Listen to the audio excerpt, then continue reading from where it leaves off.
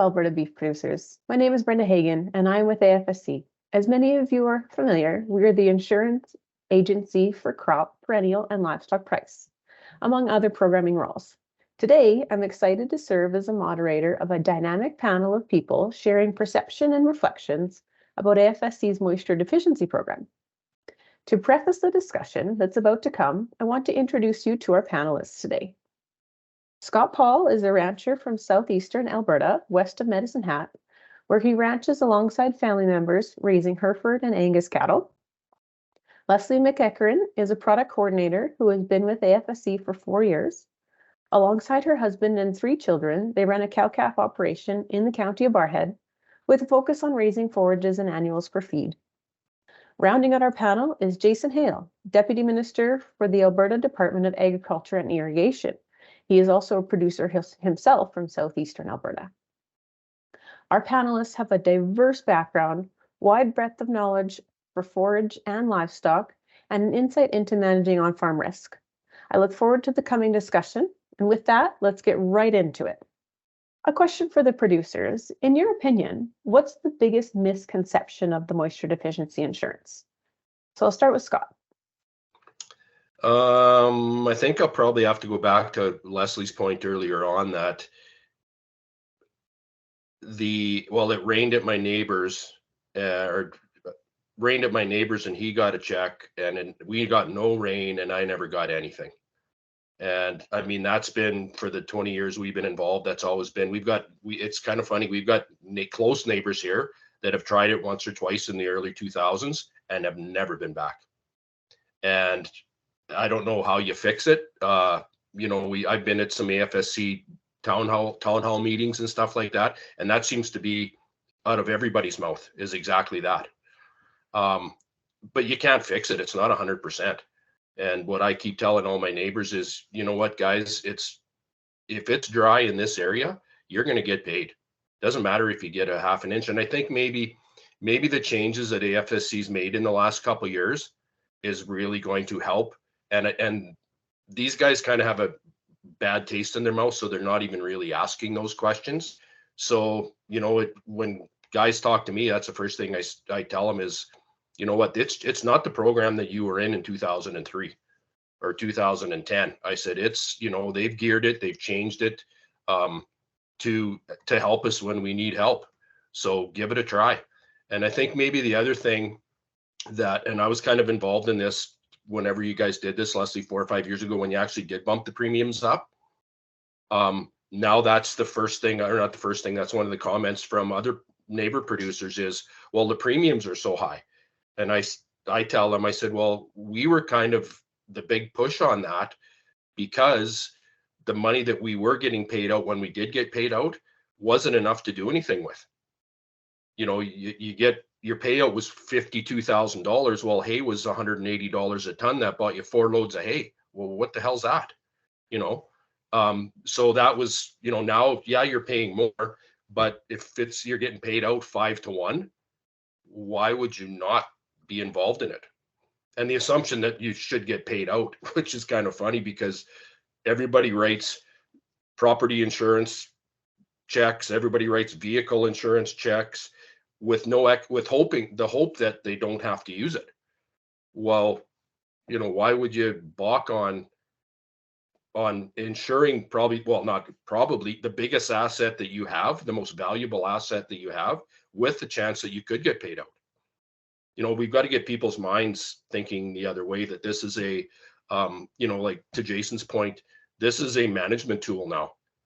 It's not just an insurance policy. This is how you're going to manage your operation moving forward. It's part of the game. Yeah, great points. I love your comments about sorry.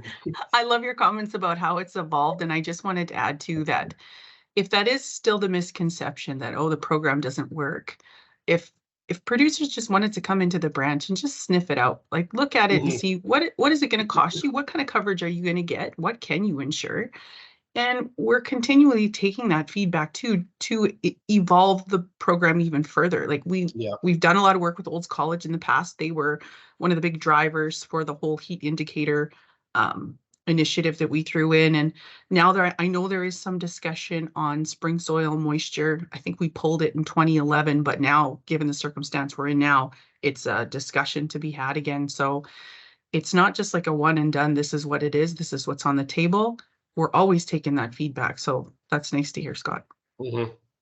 You know, and I talked with the BRM program specialists with the National Cattlemen's Beef Association in the US. They have a similar program that they based off of our MDI program. Like it's they're using it. You know, they used it to formulate their own program. So I mean, it works. And in our industry, we know that nothing is guaranteed. No. You know, I mean, every rancher should know that. I mean, when you take your calves to town or your yearlings or whatever you're doing, you're not guaranteed a price unless you're contracting them. And who knows what the market is day to day. I mean, this is just another tool to use to help mitigate those ups and downs. You know, ag recovery is not certain. It's not a guaranteed program. And if producers aren't in MDI and we don't get an ag recovery, you know, then they're really going to be hurting. This is just a way to mitigate some of those risks. It's so important. Mm-hmm. And do you think, Jason, sorry to interrupt, do you think, Jason, moving forward with dealing with the feds on any of these I guess using this year would be perfect, is barring an outright BSE issue again, we're probably not going to get any money from them. It's going to be tougher. I mean, you know, honestly, the fight we went through this year and the number of calls and meetings I had with my federal counterpart, the deputy minister, it was tough. It was, and we saw a decrease. Like, you know, our input costs are significantly higher than they were in 21, but the funding we got was lower. Yeah. You know, that's why our per head payment was down. The federal government cut $34 million out of our assessment. You know, so next year is going to be worse. And they said to us that the comment was, well, you know, it's a 1 in 15 year program. It's not meant to be a yearly program. And we said, well, we weren't coming to you, but we're in a severe drought. As we were, it's worse in 21 because it's a multiple years in a row. Mm-hmm. So it's going to be tough. You know, we're working already with AFSC and the feds in other provinces on making some changes to ag stability. You know, another program. We know ag stability does not work very well for, you know, strictly cow-calf producers. So we're really pushing those changes to be implemented, which we feel you know, will take the place of an ag recovery unless it's an absolute disaster. Yeah, like, you know, like a whole industry.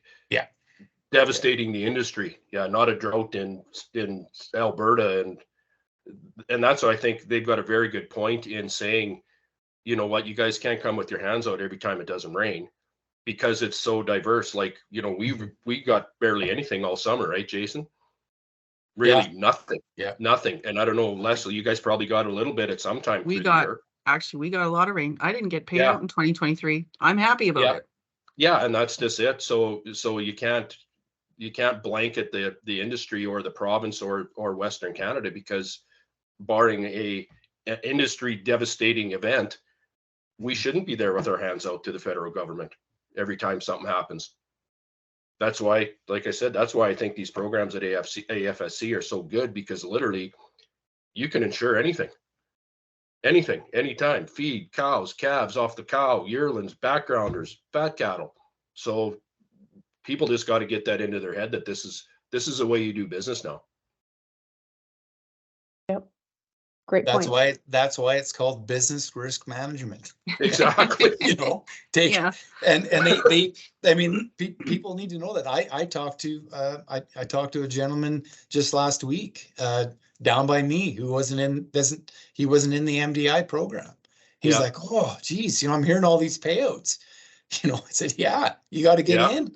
Like, get in. We've got neighbors go talk to the 2 or office 3 miles away that have never been in. I'm going, are you, like, seriously?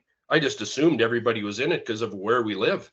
Oh no, you know, the premiums are kind of high, and you know, I've heard that you don't always get paid out. Well, good God, you don't always want to get paid out. We're going to have to grow some grass here pretty quick. Yeah. Not buy hay year after year after year.